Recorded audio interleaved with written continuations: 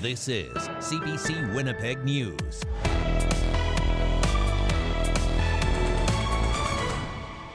Good evening. Thanks for joining us. Two Winnipeg-owned businesses, a gas station and a cannabis producer, are upset with the NDP government. The province has stopped certain businesses from getting a cannabis license, which means some people are expected to lose their job. CBC's Ian Fraze reports. A few liters of gas and some grams of cannabis. That's what Domo, a well-known gas station in Winnipeg, wanted until the province said no. Domo isn't happy. Neither is the Winnipeg company whose cannabis would have been sold there. It kind of broke my heart because there's a lot of time and funding that went into this. We had to hire more employees. Unfortunately, right now, we're actually thinking about laying them off. Powwow is a cannabis retailer and producer that saw an opportunity to also sell cannabis at gas stations. They teamed up with Domo and spent nearly a year going through licensing. But then in April, the government said this. We are putting on a pause and a review on any future expansion of controlled access sites. It was a surprise for everybody. The pause in new urban licenses doesn't stop age-restricted cannabis stores from opening. It impacts what's called controlled access stores, which sell cannabis as part of a larger retail store. Domo was planning to sell pot at 5 locations in May and more to come. In a statement, Domo says it's very disappointed. It was in the final stages of obtaining these licenses when government derailed the process. Powwow is putting its expansion plans on hold. I feel like it's just, we did all this for nothing. Minister Glenn Simard says the government wants to keep weed away from youth. We're reviewing it. We're going to get this right. Government says the pause will last 6 months. Ian Fraze, CBC News, Winnipeg. Police are asking for help after seizing a large amount of explosives, guns, and ammunition from a home in Headingley. Police are asking for any information on 24-year-old Evan Reimer. They believe he may have been planning to set off a bomb on the outskirts of the city over the May long weekend. Inspector Elton Hall says they're also looking for information on a previous explosion in Headingley that they think is connected to Reimer. Hall spoke to reporters not long ago. You know, I'll put it this way, I've never in my time come out here and done something like this. It's the devices and the explosive material is significant, and we're concerned. But I want to repeat, there's no threat to the public at this time. We believe we've arrested an individual, and there should be no threat. Police want to speak to anyone who's recently had contact with him or who's been associated with Reimer previously. That includes businesses that sell guns, explosives, substances, or accelerants. Reimer has been arrested along with a 23-year-old man. A judge has ruled the trial of Jeremy Skibicki will still be heard by a jury. The Winnipeg man is accused of killing 4 Indigenous women in 2022. CBC's Brittany Greenslade has more. A judge has dismissed an attempt by Jeremy Skibicki's defense lawyers to have his first-degree murder trial heard by a judge alone.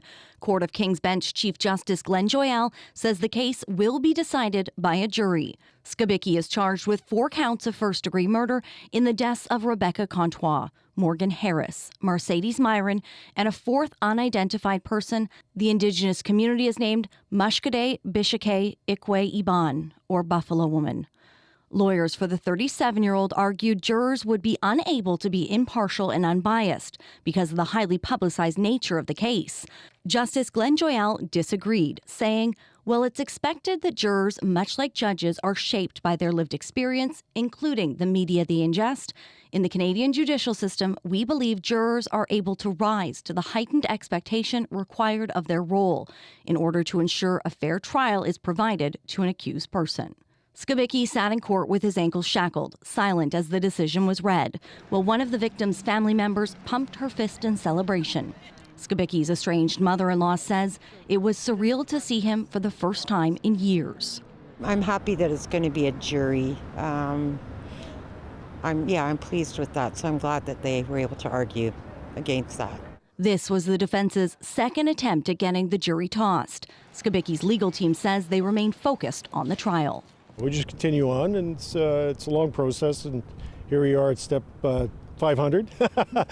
We're onwards and upwards. His lawyers plan to argue he's not criminally responsible for the killings because of a mental disorder. The trial gets underway on Wednesday when jurors will be in court to hear evidence for the first time. Brittany Greenslade, CBC News, Winnipeg. Manitoba will soon pilot a new red dress alert system.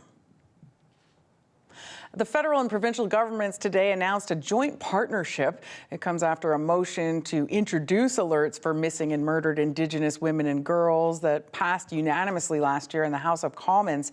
MP Leah Gazan calls today's announcement a significant step towards ending the crisis of missing and murdered Indigenous women and girls and gender-diverse people. A red dress alert system will notify the public when an Indigenous woman, girl, or gender diverse person goes missing so they can be brought home safely. And while we celebrate this historic moment, it is critical we remember that our work is not done until a red dress alert is no longer needed. I said earlier that are already on the front lines doing this work. I think anybody in Manitoba knows the good work that Bear Clan and Mama Bear do in respect of those searching and also disseminating that. Manitoba will get $1.3 million federal dollars over the next 3 years to implement the system. The plan is to expand it to all of Canada. A pro-Palestinian students group is laying out demands to the University of Manitoba ahead of an encampment planned for next week. It comes after protests at campuses in Canada and the United States have escalated. CBC's Rosanna Hempel breaks down what we know so far. The encampment is expected to take place here in the University of Manitoba Quad. It's being organized by the Students for Justice in Palestine group. They're encouraging students to bring flags, keffiyehs, tents, and more. They've laid out 9 demands to the university and to students and their union. Among them, the group is demanding the university boycott Israeli institutions complicit in human rights violations, divest from companies and institutions complicit in the oppression and discriminatory policies against Palestinians, and exchange programs with Hebrew University of Jerusalem and a course on the Arab-Israeli conflict. The group is also demanding the university put an end to university-sponsored birthright trips to Israel. Pro-Palestinian campus protests began in the United States last month. They've since spread to campuses in Canada, including McGill University. The University of Manitoba said Thursday it's aware of the protests. A spokesperson says the university doesn't invest directly in individual stocks or companies, but relies on fund managers to choose investments that align with our responsible investment policy. CBC did not hear back Friday on how the university will respond to the students' demands. The Jewish Federation of Winnipeg and the Center for Israel and Jewish Affairs say they're in contact with the university and in touch with police about identifying anti-Semitism and hate speech. The Students for Justice in Palestine group wasn't available for an interview Friday, but in a statement, they say they're taking this next step based on a principle of standing against discrimination and that they're working with the university to protect the rights of the Palestinian community. The encampment is expected to start Tuesday. Rosanna Hempel, CBC News, Winnipeg.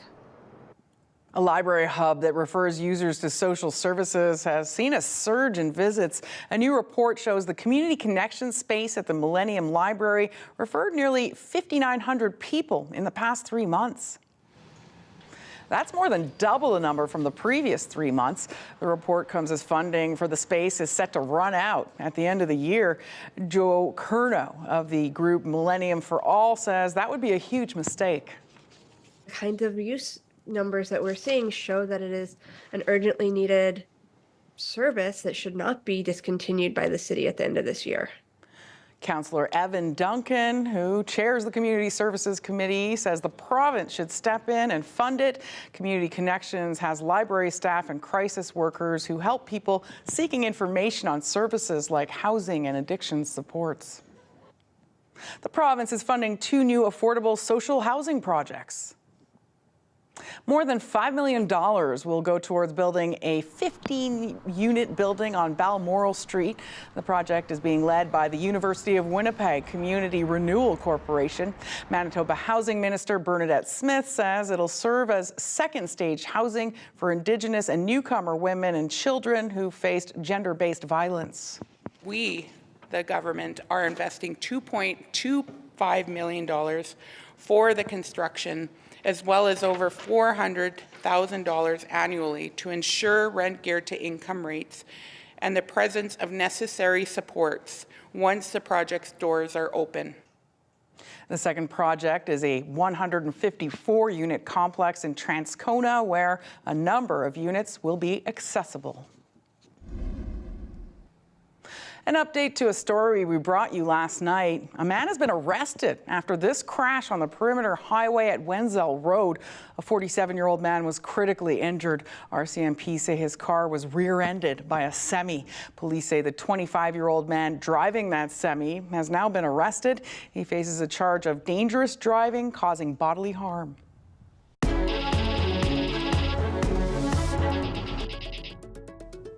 It's convention time for the Manitoba NDP. This weekend's agenda is light for the party that just took power last fall. As CBC's Bartley Kivas reports, it has attracted at least one heavy hitter. Hey, are you okay to chat, or are you, no pressure? Jagmeet Singh, the leader of the federal NDP, campaigning in Winnipeg today in advance of an impending by-election in Elmwood, Transcona. Singh is trying to hold on to a seat that swung back and forth between the NDP and Conservatives, and maybe bask in the post-election glow of the Manitoba wing of the party. I love the fact that Premier Canoe is doing such a great job. He's an incredible leader. What kind of job Canoe is doing remains to be seen. It's only been 6 months since his NDP took power in Manitoba.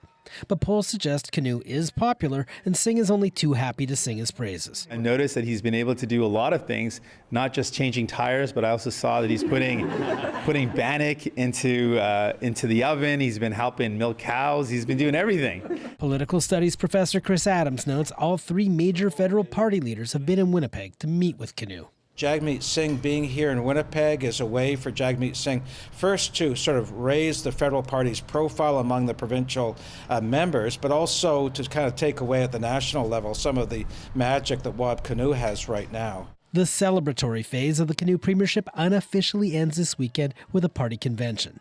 The agenda is light. The Manitoba NDP is flush with cash and firmly in control of a legislature where the opposition PCs have an interim leader. I don't see a huge amount of conflict or things like that. Sometimes these conventions have conflicts between the left wing and the middle wing of the party. I don't see any of that happening. Adams says the party is vulnerable to a split over the Israel-Hamas conflict, but the agenda for the convention doesn't include any resolutions about the Middle East or anything else remotely controversial. The Manitoba NDP's convention will be held this weekend here at the Fairmont Hotel. Leader Wab Canoe will make a speech tonight. Bartley Kivas, CBC News, Winnipeg.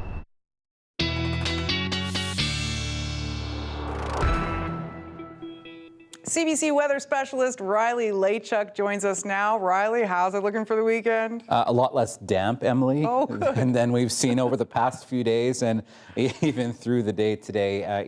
We will see the rain lightening up as we get into the day tomorrow. Having a look at temperatures right now, in some cases, these temperatures about 10 degrees below seasonal for this time of the year. Normal in Winnipeg right now would be about 16, 17 degrees. We're at 10 right now, but still seeing some single digits back to the west, areas like Swan River and Dauphin, where we have seen some of that wet weather still moving through the province today. 4 in Victoria Beach, 6 in the Paw right now, Thompson's at 7, and on the freezing mark in Churchill. And we're still seeing some of that damp weather moving through parts of southern Manitoba. So we're still seeing some sporadic showers here in southern Manitoba and into northwestern Ontario, and even some heavier pockets of rain through areas like Virden, Oak Lake, over into the Brandon region as well. So still a little bit of rain to be had generally across southern Manitoba. We'll see this tapering off as we get into the evening period tonight. So as we look at the next couple of days here, by the time we get through the overnight period, most of the rain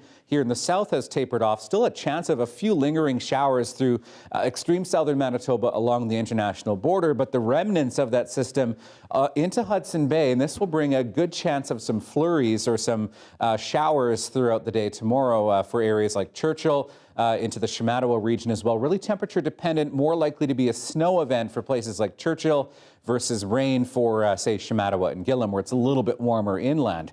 As we get into Sunday, skies clear, a mainly sunny sky for the southern part of the province, but still a little bit of snow hanging around the Hudson Bay coast. We start to see a little bit of cloud building in once again for Monday, this ahead of a little bit more instability that will push through the province through the later part of Monday into Tuesday and Wednesday, which I'll show you in your 7-day forecast coming up. Rainfall in terms of accumulations, really a trace to a couple of millimeters across southern Manitoba, where we have seen some of those heavier pockets, a couple of millimeters more likely throughout the southwestern corner of the province and into the north. We're looking at snowfall, a couple centimeters generally along the Hudson Bay coast.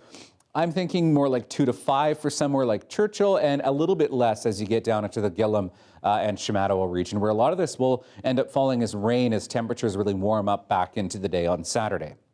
Overnight tonight, we're looking at 3 degrees in Winnipeg, northwest winds at 10 tonight. Mostly cloudy still for the morning. We'll start to see a little bit of clearing as we get through the overnight period into the morning tomorrow.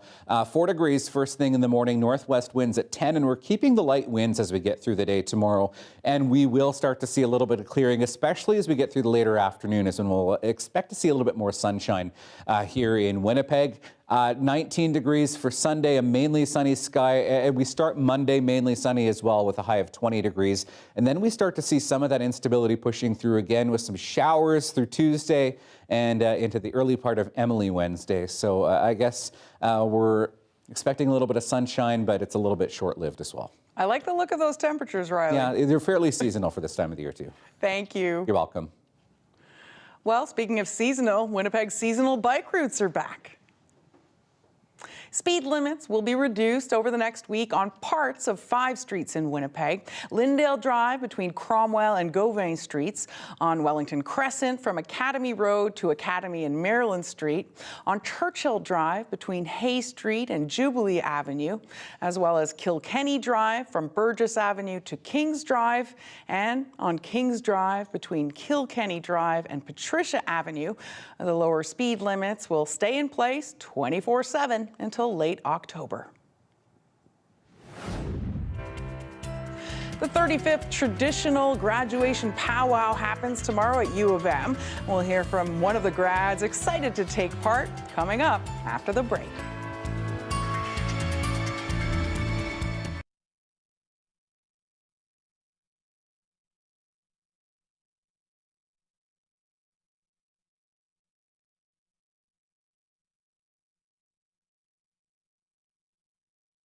All right, thanks, Reed. Have a lovely weekend. That's Reed Southwick at the CBC National Business Desk.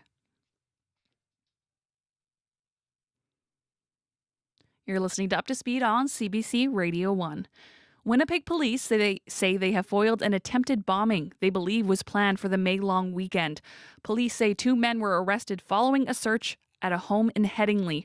That's where they found a large amount of explosives, guns, and ammunition. 24-year-old Evan Luke Reimer was arrested yesterday along with a 23-year-old man.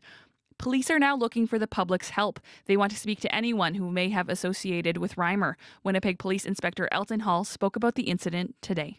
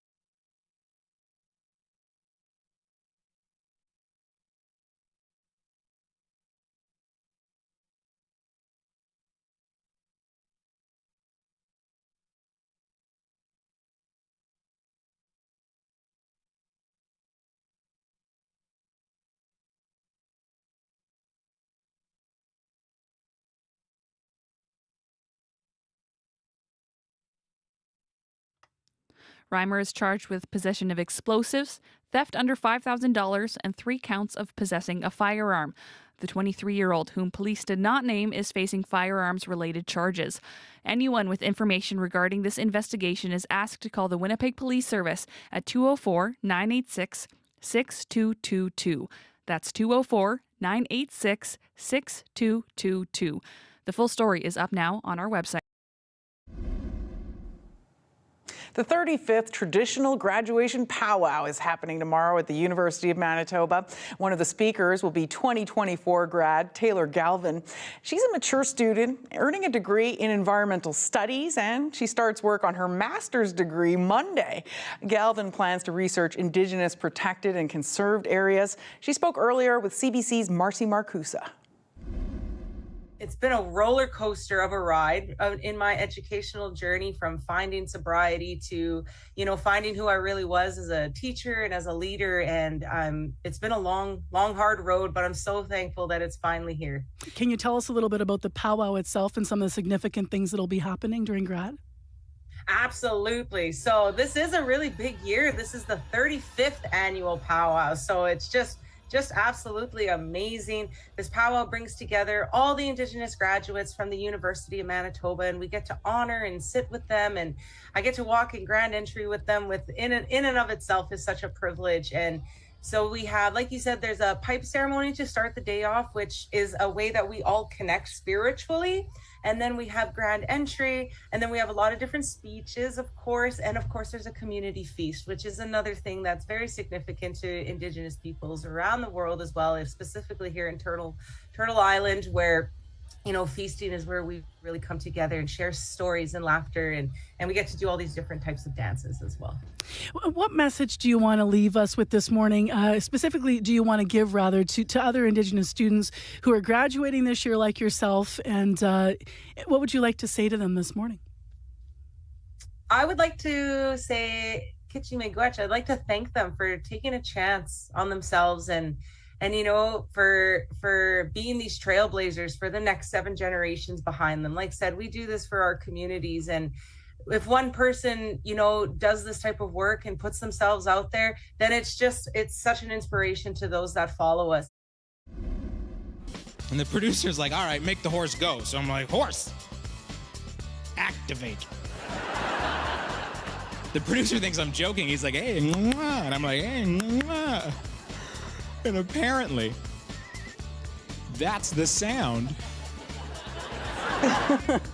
I wonder what happened next. That was Winnipegger Matt Falk performing at the Winnipeg Comedy Festival. The event runs through the weekend and features shows for nearly every sense of humor. You can find out more on their website, winnipegcomedyfestival.com. Riley's back with the weather after the break.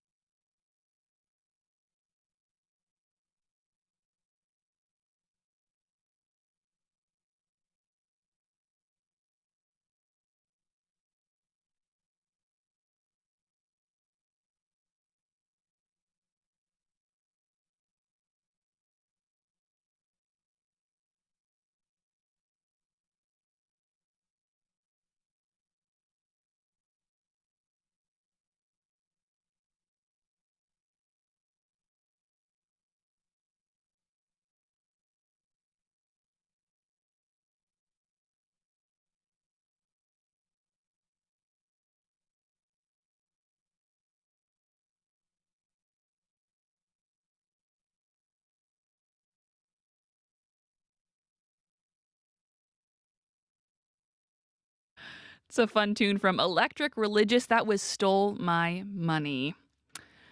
Matt Humphrey is back for one last look at news headlines. Hello, Matt. Busy day.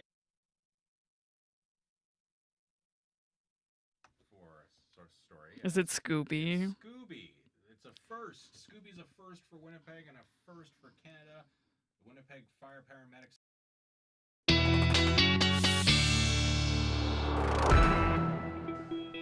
Well, here's a look at your dog walking forecast for Saturday, courtesy of Zoe today for this photo sent in by Lisa. Thank you, Lisa, for sending that in. And you can send your photos anytime to talkback@cbc.ca. I'd love to see them. And tomorrow, we are looking at a little bit more sun coming out, so a high of 13 by the time we hit the afternoon. First thing in the morning, still a little bit of flurries or some wet snow through places like Churchill, Gillam, Shamattawa. More likely to be rain through Gillam and Shamattawa, and more likely to be snow through Churchill. 10 degrees in the Pas and Flin Flon tomorrow.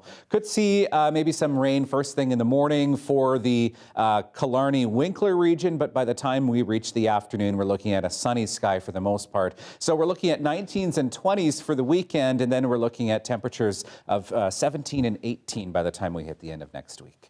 Well, Winnipeg's newest fire investigator got his badge and a scratch behind the ears today. Aw, Scooby's Welcome to Winnipeg is tonight's Daily Lift.